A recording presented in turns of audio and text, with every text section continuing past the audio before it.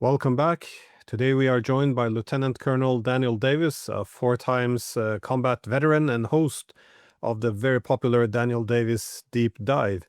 So thank you for coming back on. I should say you're also the recipient of the Ridenhour Prize for Truth Telling, which you received in 2012 after speaking out about how the military leadership provided a misleading portrayal of the war in Afghanistan. And I always thought this is interesting because those misrepresentations or lies that cost the lives of many American soldiers and resulted in a 20-year-long expensive war, um, they didn't really feel that many or get that many consequences. And the irony is that those who opposed it or questioned the dishonesty are often punished. And I feel we're in a similar situation as you were perhaps in Afghanistan. That is only a positive spin on the Ukraine war seemingly is acceptable. That is, at least in Europe, we can only see headlines which suggest Ukraine is winning,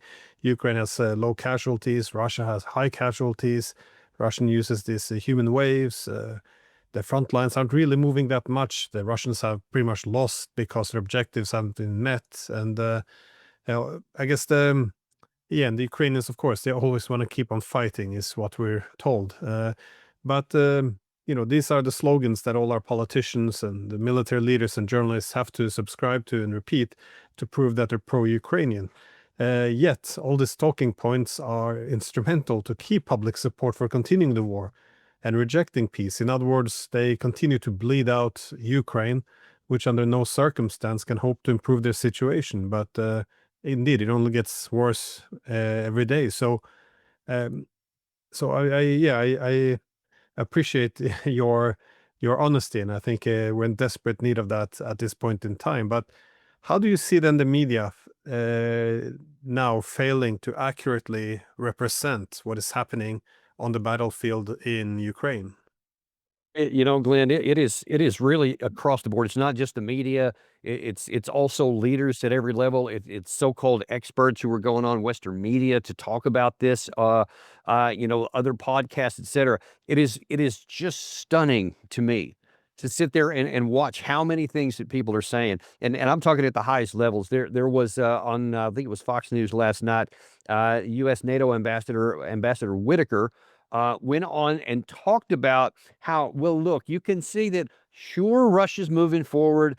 Sure, Russia has more troops than the Ukraine side does, and they're gaining ground every week. But that's just not how the rules-based order works. And then went on to say why we need to not give Russia what they want. And I was stunned by that because you could see on his face as he's talking, and it's like it's registering on his face that what he's saying is contradictory to what he's about to say, that Russia is winning on the battlefield. They have more troops. Trump last night on Air Force One expressly acknowledged that Ukraine has too few troops, that they're dying in too large of a numbers, and that Russia is a bigger country and they have more people, so it can only go one direction. He acknowledged that. And yet, at the same time, you have Kaya Kallas this morning talking about how bashing Russia because unbelievably, they still are not acknowledging and accepting an unconditional ceasefire. And they show no evidence that they're going to, like those darn bad people, etc. So that should justify us continuing to go down this path.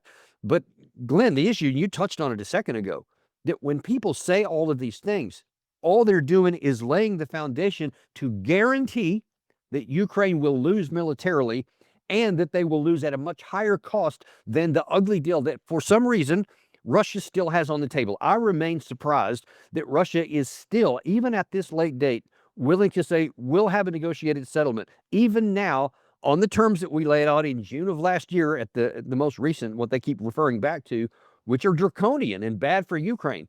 But they're 4 oblasts. And their demilitarization, denazification, and other things. No NATO, no NATO. And those are things that they say they won't contemplate. And you can either take that deal or you can take the one where they continue to roll across, which President Trump acknowledged they have the capacity to do, which the U.S. ambassador to NATO acknowledges they have the capacity and are doing it, etc. And yet, And yet, I just saw the news minutes before we came on the air here, and it was I think like 6 p.m. Eastern European time. So just recently, Mark Rutte, NATO Secretary General, went back to something that should have been off the table years ago and said nobody has a veto power over who joins NATO, to include Ukraine. The absolute, I mean, it's like waving a red flag in front of a charging bull. The Russians said that is the issue that led to the war in the first place. The root causes they continue to talk about. That was like, maybe if you could only pick one, that was the central one. NATO inside of Ukraine, which is what led them to the war. You had Jens Stoltenberg, the former NATO Secretary General. I want to say it was December 2023, somewhere around there, or maybe December 22. Openly admitted that yes, Putin before the war said that if you take NATO off the table, we won't attack, but if you keep it on the table, we will. And of course, we didn't sign that. You may remember him famously saying it was also Stoltenberg who, I think it was December 2021 or maybe January 22, so before the war started, where he again said, nobody has a veto over who joins NATO. We make our own decisions. And that's what Rutte said today, this very day, knowing for sure how Russia reacted to it last time, how they will react to it this time. I can only therefore conclude, you tell me if you have a different interpretation. This is the West intentionally trying to prevent President Trump from reaching an end to this war. That's how I see it. I don't know how else to interpret that when these known things that are antithetical to Russia, and they have the power to keep going, that the West wants war. I mean, I don't see any other way to put it. It doesn't really make much sense. It will be like saying that the U.S. shouldn't have any say over Russia setting up missiles in Mexico because it's not your country. You don't have a right. I mean, this is a very strange rule which has never really applied. I mean, in international security, if you want to reduce the security competition, the principle of indivisible security should come first. That is, if you try to enhance Russia or Mexican security by putting missiles in Mexico, you undermine the American one. This is not the path to peace. And I think the only thing, well, like we've done this for 30 years, though. We try to create a Europe where Russia doesn't have a seat at the table. The assumption is if it doesn't have any say in the main institutions of Europe, that is EU, NATO, then it doesn't have a say in European affairs. It will go away. But this is the problem. If you don't give a great power a voice in institutions, it will assert itself militarily. And but they're still saying it. It's kind of incredible. And as you suggested, they're also not anymore they're also not addressing the source of the conflict. It's very strange how NATO expansion is not even a topic. It's treated as Russian propaganda. But how do you make sense of this Trump's peace proposal, though? Because it seems as if Trump is willing to make some concessions towards Ukraine and the Europeans. But by doing so, isn't he just moving further away from anything that would be acceptable to the Russians? Well, yeah, when you look at the 28 points, which Trump also last night on Air Force One said, well, that was just kind of a beginning spot. It was just kind of the beginning entry into the discussions, which is fine at face value. You got to start from somewhere. Why not there? I mean, 28 points put on the table, that's a valid position for him diplomatically, as long as you understand that both sides are going to have a say in this, and everything will depend on how many of those points get moved one direction or another based on which side can compel compliance on the other side. And that is virtually 100%, maybe not 100%, but like 90% on the Russian side here. So if you start with this 28 points and you say, all right, what can we do to get the sides to an agreement? You're going to have to move most of those 28 points in the side of Russia, in the benefit of Russia, because they basically, they do have a veto power over moving in the other direction. Russia, I just picked out 6 main ones that Russia would never agree to out of those 28.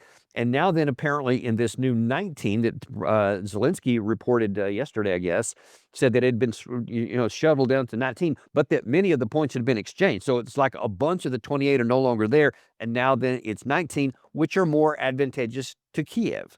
Well, if the 28 weren't acceptable to Russia, the 19 sure aren't going to be acceptable. So we seem to be moving in the opposite direction if peace is the objective, if the end of the war through negotiations is the objective, then we're moving in the wrong direction. So that circles us back to Trump. What is he going to do? Now, he appears to be the one to initiated this issue. He's the one, along with Witkoff and apparently Jared Kushner, that came up with his 28 points.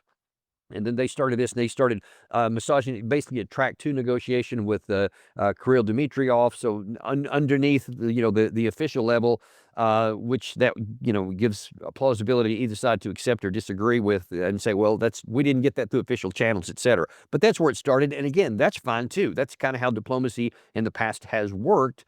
But President Trump has to know, and he acknowledged last night that he does have an understanding militarily that he does not have the leverage to compel compliance on the Russian side. He doesn't have it. The West doesn't have it. Ukraine doesn't have it. So if he acknowledges that, and he recognizes that the Ukraine is saying this, and that European leaders are saying that, and NATO leaders are saying something, all this stuff, meaning move from the 19 even further into the Kiev side, he has a choice to make. He's going to have to decide whether I'm going to say, okay, you guys are dealing with like a weird set of realities that don't comport to actual on the ground reality. Y'all are on your own. I'm not going to underwrite continued failure and guaranteed failure with something that can't work. I'm offering this. You either accept it or you guys figure it out, because I'm not going to be a party to something guaranteed to fail. That's what he should do. That's what he should have done in January of this year, and a half a dozen times in between now and then. The question is, will he do it now? And I'll tell you, Glenn, the last time we got into this situation, and nearly the identical categorically circumstances, was in Anchorage, Alaska. And the Russians thought, and Sergei Lavrov said 2 days ago, explicitly pointing this out, the Russians thought that they had a good understanding between Putin and Trump at that meeting of what their terms were and how this could come to an end. Russia's never changed from that. They haven't changed now. They're not going to change. So Trump didn't acknowledge that, and he weirdly said afterwards, I thought 5 times we had a deal. Well, the only way you would think you had a deal is if you agreed to the Russian terms, because they're not budging. So that didn't happen, obviously. So all the pomp and circumstance about Alaska came and went, nothing changed. Are we going to be in that situation this time? Because the same dynamics exist.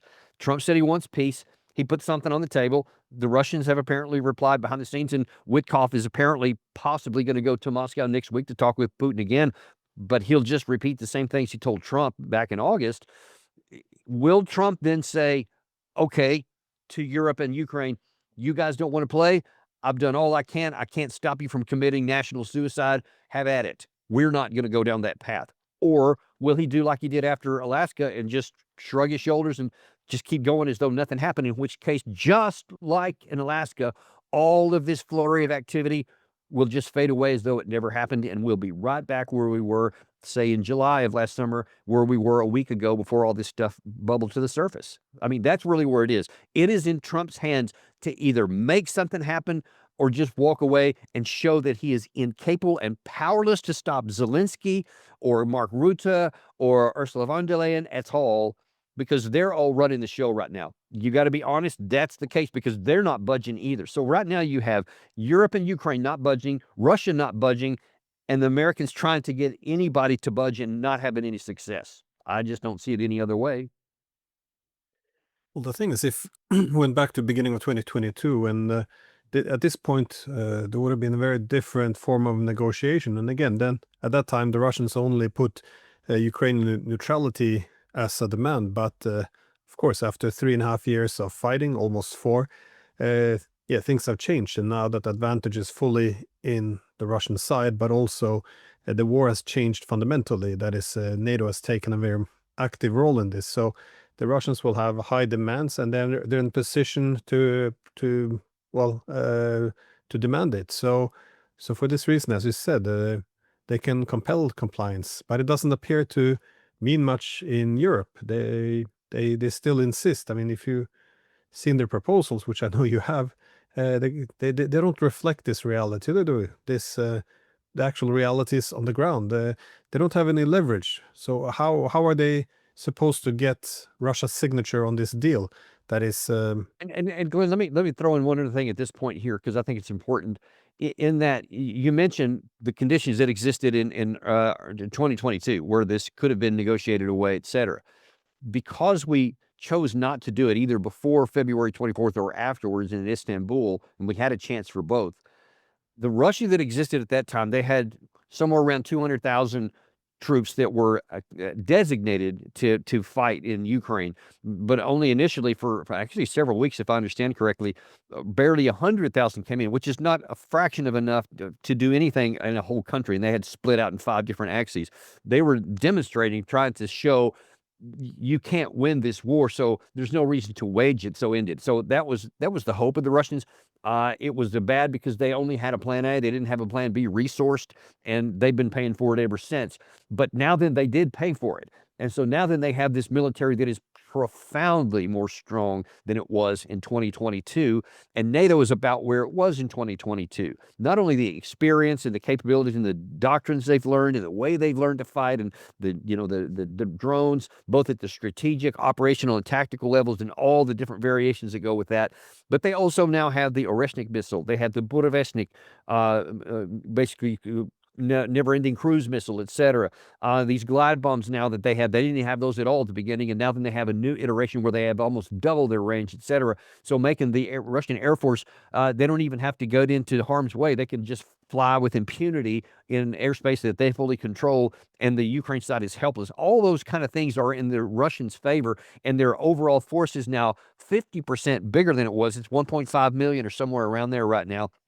And it was somewhere less than 1 million at the outbreak of war. So everything that we have done, all the dynamics that existed that we didn't have a negotiation in early 2022 are now profoundly worse for our side. And because of all these sanctions, we've made Russia less vulnerable to Western influence. So really, anywhere you want to calculate it, we have made ourselves comparatively weaker to the Russian side, which should mean we have all the more reason right now to have a negotiated settlement to get this off the table and stop that imbalance, which continues to go against us. But instead, we're acting like it's still, I don't know, 1991. It's hard for me to figure out. Yeah, no, you have a good point, because not only have the Russians become much stronger, but they have essentially bled out the entire Ukrainian army. That is its equipment, its manpower, but also in 2022, NATO had the weapon storages which were full. Now they're emptied. And Yes, lastly, the huge defensive point. lines. The Ukrainians had prepared defensive lines over the past 8 years, and now most of these are in the hands of the Russians. So all the advantage has been lost, and now, of course, we see the unraveling. And yet, there is a insistence that any peace treaty has to be the capitulation of Russia, because it is the aggressor and the bad guy. This is the logic we get now. But what does this mean? What are you predicting when you? I know we should be careful when we predict, but will this be resolved through diplomacy or on the battlefield? Yeah, I mean, you can't predict because human nature's things can change at a heartbeat. I mean, look at President Trump and how when the Mamdani was selected or elected to mayor of New York, at first he was like, this is this horrible person, he's a communist, and then all of a sudden there they are having a virtual love fest in the White House a little bit later. So Trump can change his mind pretty fast. Things can change, but we have to make an assessment based on where things are right now, where they've been going, and what the resources and the fundamentals say about where it can go. And here's the range of possibilities. Number one is this cannot go. Let's talk about what can't happen first. Ukraine can't win. Ukraine cannot stop Russia from winning. The period. I mean, years ago I said Ukraine can't win, and then that changed over to Ukraine now cannot prevent loss because Russia has the capacity and definitely the will to continue on. So that's the first point. So no matter where you want to start from, you have to start from the understanding that Ukraine will lose the war unless there's a negotiated settlement. And I mean lose it militarily where there's no negotiations. They don't get to have this. They don't get to press for that. They just get terms of surrender or they're just destroyed, period. I mean, it's a full-on military victory. Russia has the capacity and the time and the patience to get that done. Now then, where we are here, if President Trump stands up and girds up his loins, as they say, and just says, all right, I've made a decision that this is it. You guys get on board or I'm out of here. And good luck to you losing this war, because that's what's going to happen. He could say that and he could be open and honest about it. And then that's going to put this tremendous pressure on Europe to acknowledge they can't get this won and that they can't succeed. And then they may say, all right, we're going to have an ugly negotiated deal because there's no other alternative here. or they're going to be faced with arrogance and presumption and hubris and say, oh, yeah, we can do it without you, America. It'll be harder, but we can still do it. Watch this. And then they themselves are ground to dust. And the Ukraine army is literally destroyed and obliterated. And all the manhood that the Ukraine is going to need to even have, even if there's a rump state left over to survive beyond, is going to be lost. And already they're at, I think it's 0.98 replacement capacity, which you need 2.1 just to be able to maintain your population going forward. They're at 0.98 right now. So they are dying as a nation as a result of all this. Congratulations, NATO. Congratulations, European Union. Well done on enabling the suicide of Ukraine, because that's what it's been so far. So that's the issue here. Will Trump stand firm and require this and then put the onus on Europe? Or will Trump do what he did in Alaska and just shrug his shoulders and move on and do nothing and make no point? That's what Europe is planning on. It's clear to me, especially with Mark Rutte's statements today, with Ursula von der Leyen, with Kaja Kallas's statements, and add Emmanuel Macron to that the day before, where he's talking about, we have to have security guarantees and all this kind of thing. So all of these folks are still expecting Trump to just roll over again. That's what they're expecting. And if that happens, then Russia will just go, you leave us no choice then. We'd want to have an ugly negotiated settlement according to how you might interpret it. But absent that, the only one is that we are still on and haven't slowed down. We'll simply keep marching west until we take everything that we want, and then we'll just tell you what the terms are at the end with no input from you. So that's where we are. And so you ask which I think is the most likely. I think the most likely is that Trump rolls over and that Russia shrugs its shoulders and just continues marching west, and the Ukraine soldiers continue to die. And then I don't know, I guess the Europeans are going to just say, well, we tried, and they'll blame it on everybody else in the world, and et cetera, and they'll just keep crying victimhood, et cetera. But it won't change the hardcore outcome. They can spin things all day long, but they are condemning Ukraine to death. Yeah, no, it definitely seems that way. I agree, though. It does look like the Europeans have, and Zelensky has made this decision that do not say no to Trump, under any circumstance. Just say how wonderful his proposals are, how great the initiative is. He's a man of peace. And then at the same time, we just have to make some changes in the document, essentially reverse any demands put on NATO and Ukraine. And by the way, and there's hope that another his point I'd like to fury make will on be directed to Russia. what you say there is really important, and I want to piggyback off of it. Is that you see these leaders in Europe and Zelensky have really learned how to handle Trump, and so they praise him up one side and down the other, and they brag on him for all this, these great things or whatever, while their actions subvert him and undermine him. And so they are continuing to go in a direction that can only lead to sabotage of these operations in this hope to get to peace. And Trump seems to be unaware of it or unwilling to call them out on it. I get the impression, though, that some people in Moscow are worried about what a premature end to the war could mean. 'Cause I'm thinking about this article that Edward Luttwak he wrote in 1999. It was called "Give War a Chance," and he essentially argued that a lot of efforts to stop wars prematurely with ceasefire, peacekeeping, or whatever it might be, it actually prolongs the wars rather than putting an end to it, because usually war would come to an end when one side has decisively won. And yeah, so if again, he didn't advocate for war, he didn't say it was a good thing, but just that all of these efforts to stop it prematurely could extend it. And of course, on the European side, it looks like this is more or less by design, that is, stop the war now so we can't fight it later. Although I would argue that concept, and there is some validity to the thought, though, but I think that have to apply from the side that's on the advantage. You don't want to stop your war too much, so that might be a message for Russia: don't stop before you've achieved your attainable objectives. Otherwise, you could end up fighting it again, and you can certainly go back to World War I, World War II. The end of one kind of helps set the stage for the other. There's some validity to that, but not from the losing side. Because if you're on the downside of that, you want the war off as fast as possible so that you might even have a chance to fighting another one later. Because if you don't get this one off the table now, you won't be around to fight another one. And that is where I think they're missing the boat. Let me just get in one final quick question. That is, this war, as you said, it's largely about the European security architecture. That is the efforts to create a Europe without the Russians, collective hegemony through NATO expansion. Now that this whole thing is blowing up, how do you see the European security architecture, the consequences of NATO's and Ukraine's defeat in this war on Russia?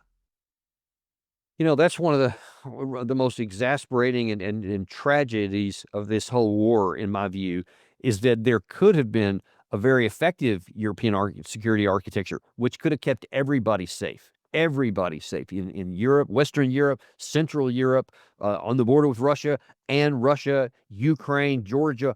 Everybody could have benefited from a good security architecture if everybody's security had been on the table. You mentioned at the outset of this very episode here how the Western side didn't even want to include Russia in anything. So they built into the system from the beginning a have and a have not, and an inside and an outside. So they almost made sure that even after we got the so-called Iron Curtain knocked down, that we quickly built a new one made of different material, but a division nevertheless.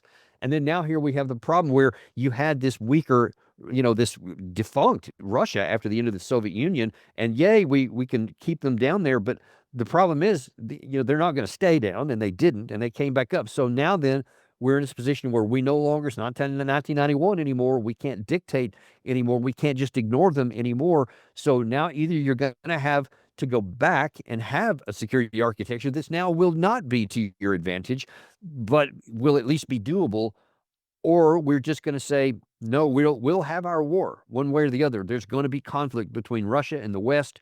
And, it's inevitable. You see many countries in the West are already talking about this. They're already physically preparing for it. They say it all the time. And I think, at this point, it's also important to point out that part of the nefarious forces in the West that want this are those that need an enemy, and they have chosen to keep Russia as the enemy. They did not want to and actively worked against a European-wide security architecture. They don't want continental-wide peace. They needed an enemy to focus on so that they could build up the defense industrial base, etc., which they have successfully done. And as long as you got a bad guy, you can keep everybody motivated to keep spending more money. Now we're up to allegedly on a path to 5% of GDP across the entire European Union, or at least across the entire West European NATO and all the countries, et cetera, guaranteeing that will continue to go on. Now, I would imagine that they would, in their perfect world, stay just short of war, but where they keep spending money and they keep having an evil enemy over here to point to. But I don't know that they're going to have their perfect world. I think that they're going to have one of these situations where you basically get the thing that you wanted to avoid, which is a war. And this time it won't go like it did in World War II. I think we may end up being on the losing side of this one if, God forbid, it goes nuclear, in which case everyone loses. But if it stayed conventional, we're right now on the lower end of this, and we would lose. No, I think that's exactly what the EU leadership would like to see, though. That is to put the Ukraine-Russia war on the slow burner, just to gradually, slowly deplete Russian resources, while in the rear the Europeans build up. Instead, we got the opposite, where the Ukrainians were bled out, European economies were weakened, while the Russians grew stronger. It's just sad, though, that, yeah, as you said, in the 1990s, we had the option of developing an inclusive security architecture based on indivisible security, where we also take into account Russian security. This has kind of been the lesson of history. This is how we create security. However, once we saw the opportunity to go for hegemonic peace, we complemented this with an ideology that is, we don't need to include Russia. We have interdemocratic security institutions, NATO, EU. Everyone benefits. They're a force for good. So even when NATO and Russia expanded towards Russian borders, the Russians should have been happy because this would bring stability. This was the argument. So we ran this massive social experiment, and now it's blown up in our face in a very horrible way. And there's no one who wants to hit the reverse. So And and ironically, Glenn, if we had that attitude, but had not physically advanced NATO and had just stopped it where it was, that might have persisted. They might have been able to get away with that. But once we started, continued rather, moving NATO further and further, and then demanding it go into Ukraine and Georgia in 2008, and then all the way up to 2022, continued to say this about NATO, and now say it continuing today by not taking it off the table. I mean, we just almost guarantee conflict. Yeah. Well, thank you very much for coming on and yeah, giving your insights. Always my pleasure, Glenn. Thanks for having me.